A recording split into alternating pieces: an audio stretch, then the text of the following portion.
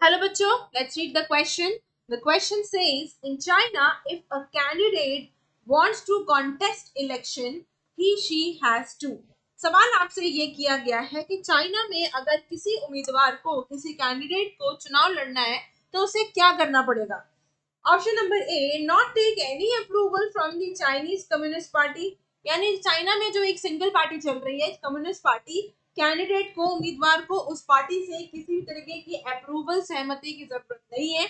Option number B कह रहा है approval of Chinese Communist Party is necessary.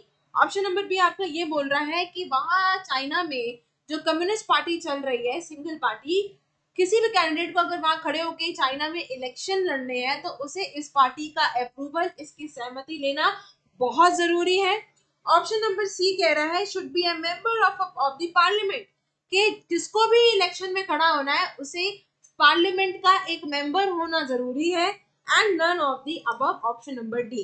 तो इसमें जो करेक्ट आंसर है वो है आपका ऑप्शन नंबर बी, कि भाई किस चाइना में किसी भी कैंडिडेट को अगर चुनाव लड़ना है तो उसे इस कम्युनिस्ट पार्टी का अप्रूवल लेना बहुत जरूरी है।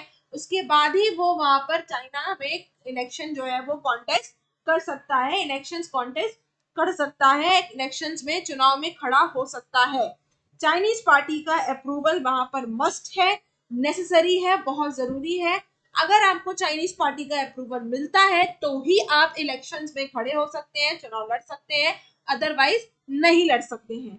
सो here the correct option is option number B. I hope you understood the question as well as the answer.